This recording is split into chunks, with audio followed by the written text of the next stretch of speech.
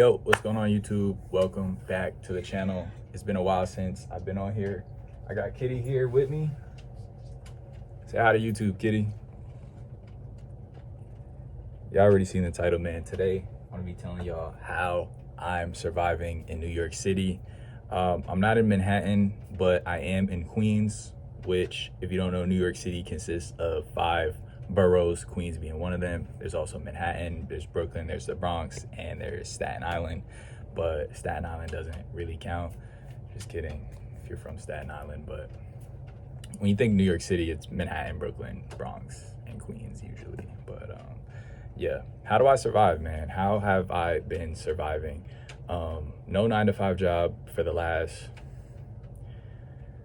year plus. And I've just been making it shake. I previously had a roommate, but he moved out on a whim, kind of last minute, right before rent was due.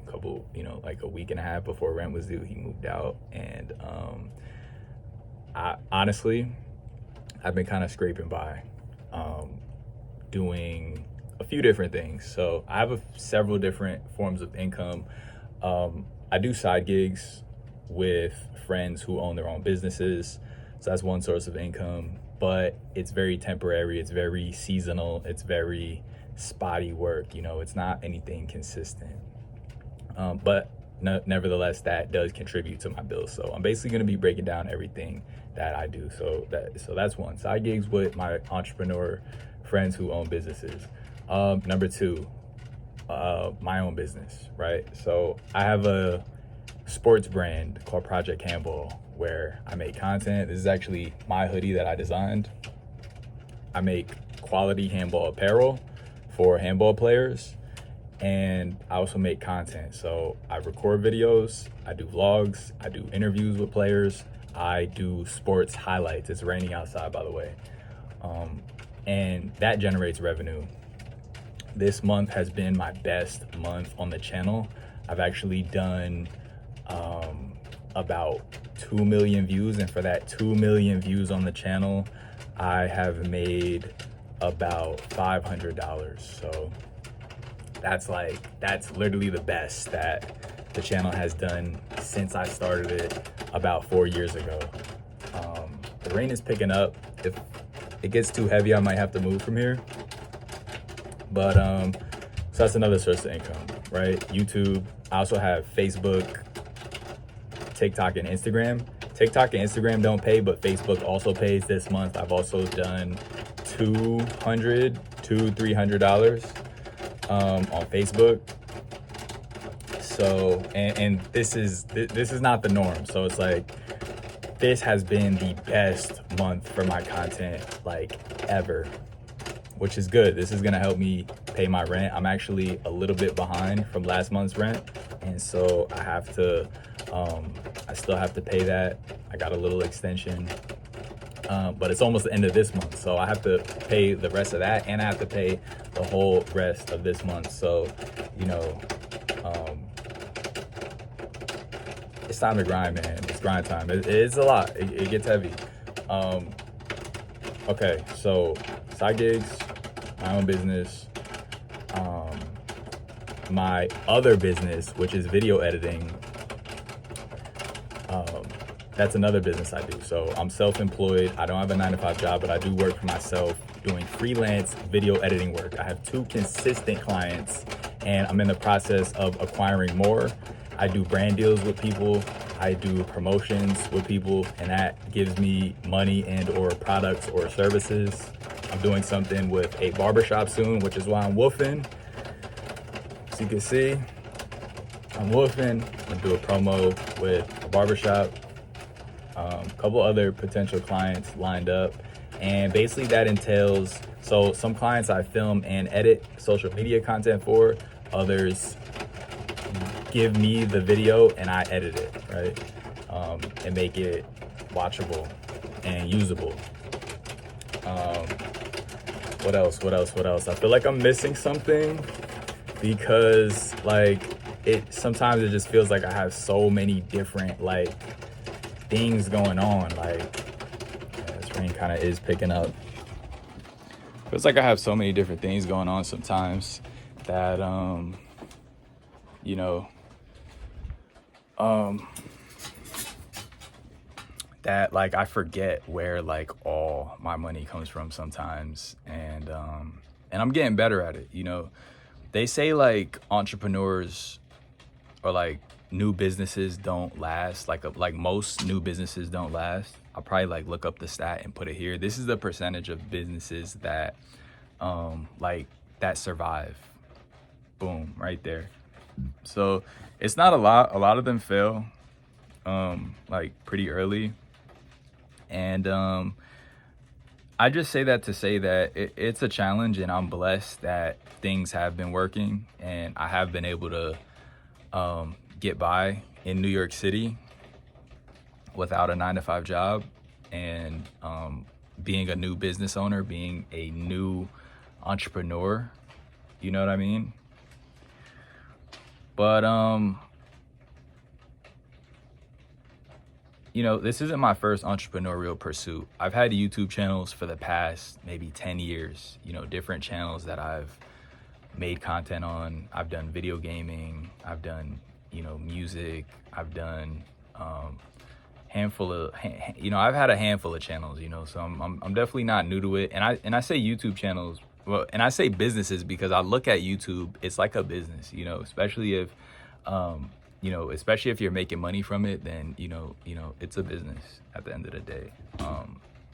But yeah, I've had several entrepreneurial pursuits in the form of content creation. So and actually my very first job ever was working with my dad, buying and selling incense and oils. That was my very first job ever. And we would set up a table outside, and he would like have me sit down and like buy and sell stuff with him. Super interesting. I think I was maybe like 8 or 9 years old. Like I was really, really young, but I think having that experience like put it in my mind that it's possible to do things besides like a 9-to-5 job. Like there's more to work than just like working for somebody else, And over this past year, I've made so many connections. It is insane. And I have met so many entrepreneurs. Like I know entrepreneurs are out there. Because I study entrepreneurship relentlessly on YouTube. Like I'm a big interview watcher. Like I binge watch like interviews of people who I find interesting. And but this year I've met so many entrepreneurs like face to face, like, and I guess I'm going outside more and I'm having more time to like network and like kind of like go outside, and I'm having the freedom of time. I'm not sitting I'm not clocking in somewhere 8 hours a day, 5 days a week, so I have time to kind of really do whatever I want. And that could be a good thing or a bad thing, because, 9-to-5 job could be draining. It could be, you could get bad coworkers, which I have had horrible luck with 9-to-5 jobs and just terrible coworkers. Like, I know they're not all like that, but I've just had a bad run. And management for that matter, coworkers and management. But at the end of the day, 9-to-5 job gives you structure. It gives you structure that you don't have to think twice about. You just show up and you just do your role. You know what I mean? Your role is already clearly cut. It's clearly defined. Very different from entrepreneurship, at least for me, because the roles are not clearly defined. I'm the director, I'm the manager, I'm the supervisor, I'm the employee. I'm on the sales team, I'm on the marketing team, I'm on the procurement team. I'm the worker, boots on the ground worker. Like I'm the shipper, I'm the deliverer. I'm the editor, I'm the like I'm everything. I'm literally everything. You know what I mean? I'm the filmer, I'm the editor, like I'm I'm the poster, like I'm the freaking community organizer. So it's like You know, I'm the coach, I'm the trainer, I'm the, you know, everything. Like, I take the payments, you know.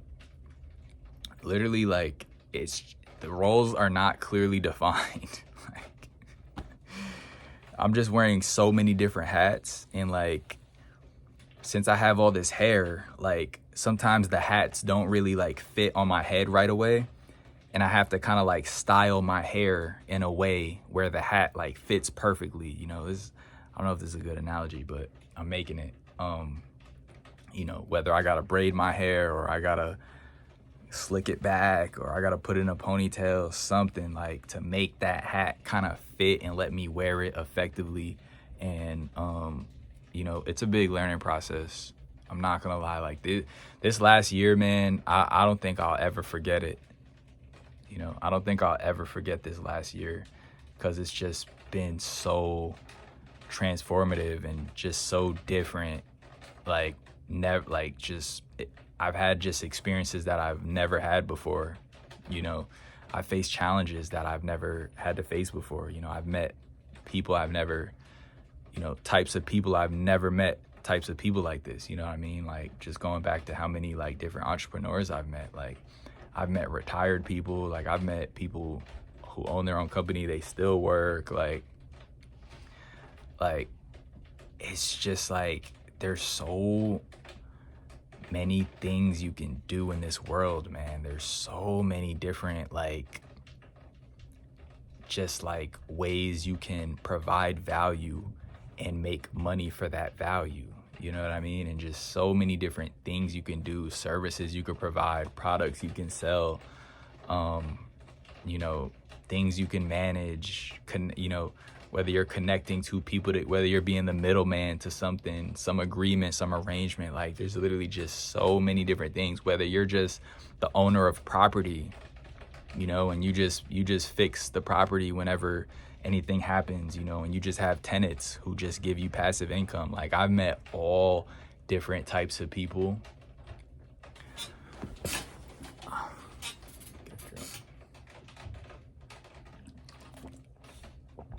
This is not this, by the way. This is water with lime, cucumber, pink sea salt, and sugar.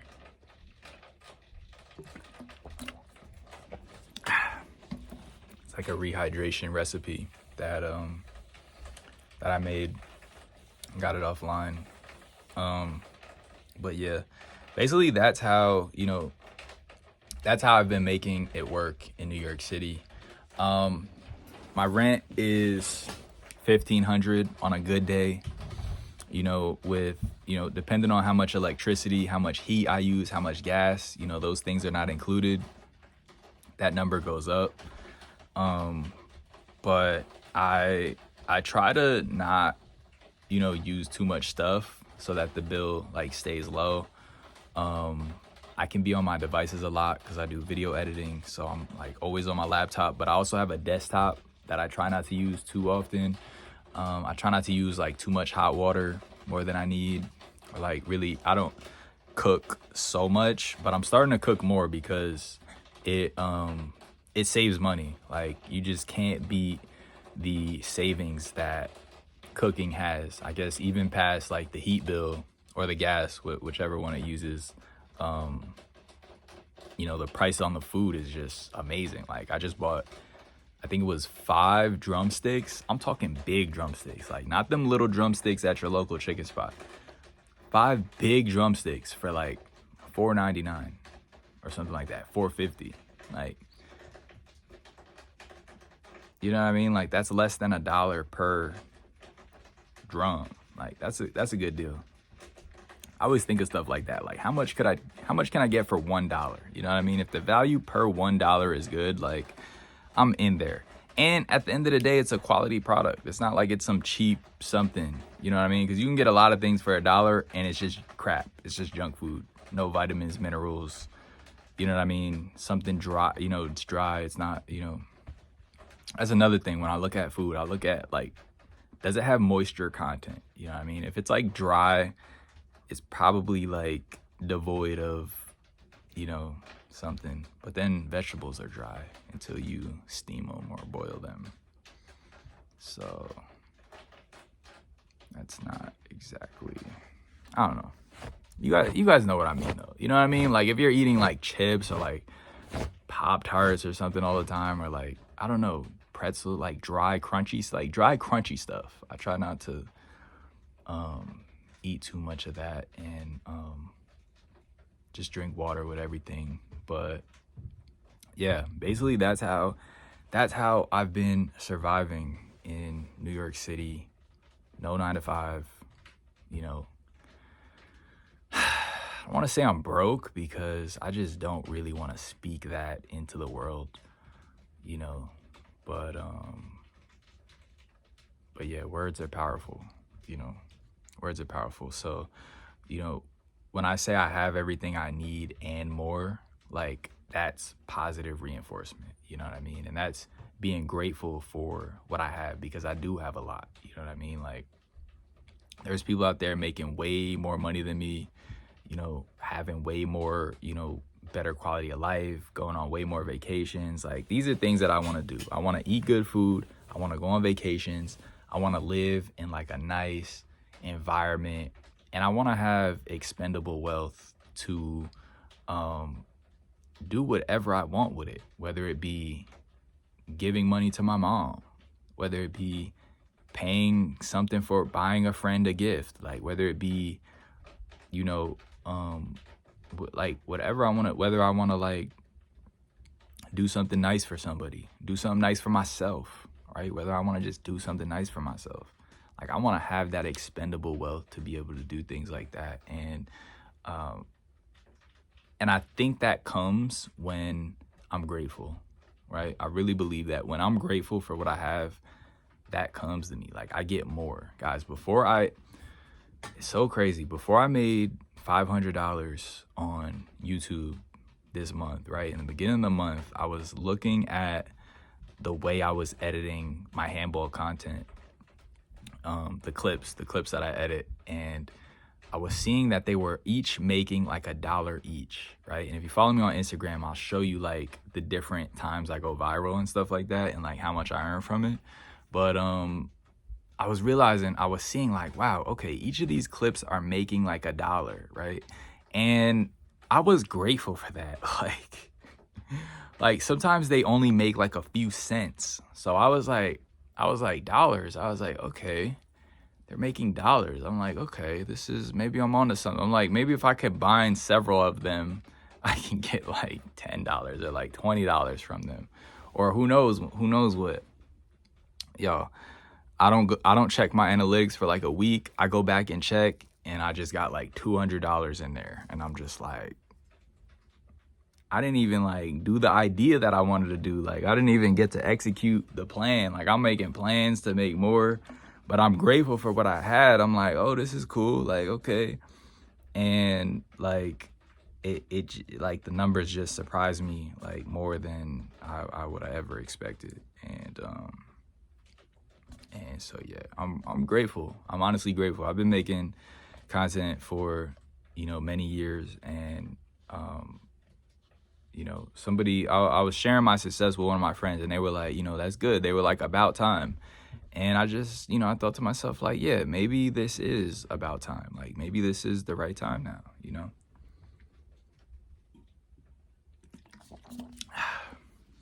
But yeah, I just want to get on here and share that with you guys. I hope you guys are all doing good. If you're in New York, you know, you already know how it is. Oh, also, you know, I also have a car that I have not been driving for the past maybe month or so, maybe like 2-3 weeks, because it needs a radiator change. I'm just thinking about selling it, because I just can't, you know, not that I can't afford it. I don't really see the value, right? The cost benefit value. Like I like when I run the cost benefit analysis, it's just not doing it for me at the moment. Like where I'm at right now in my life, it's just not doing it for me. But you know, things change, you know, so who knows what's gonna happen. Right now I got the car parked up. I may be finding a buyer to sell it soon. You know, it's just pricey, you know, like $250 every month for insurance. Meanwhile, I've never gotten an accident. Like like, why am I paying $250 every month? Gas. And then, now it's been having issues. It needs a new radiator. That's like, the mechanic said, the new radiator is going to cost $300. And then they're going to have to run more diagnostics that might cost more. I just don't really see it. So it's parked up. I've been taking a bus and a train, and, that's been enough. Like, that's been fine. Like, I used to take, before I had a car, I took the bus and a train, and it's New York City. Like, New York City is a place that has a lot of trains and a lot of like bus access. Yeah. Yeah, if you live in New York, you know how it is, you know how much of a challenge it could be. I'm interested in hearing your guys' experience. Like, what's it like for you? If you're thinking about living in New York, it's definitely doable. Just gotta work hard. And mind you, like, I could be living in like a room, you know what I mean? Like, I could be living in like a hole in a wall, and I could be paying way less for rent, and I could have way more money in my pocket. But I haven't pulled that trigger yet, right? I haven't decided to pull that trigger yet. I said, once my roommate moved out, I said to myself, let me see if I can really make something shake on my own. And that's what I've been doing. But I'm not entirely opposed to the idea of, moving out to something way smaller. Like, I would love to, I wouldn't mind living in a room somewhere for like $500 and like just grinding for like a couple years. You know what I mean? Just grinding and setting plays in motion, and building my audiences on social medias, and furthering my network, building more connections with people, making more connections with people, building on the ones I already have. And yeah, we'll see. But yeah, appreciate you guys for watching. I'll see you in the next one. Peace.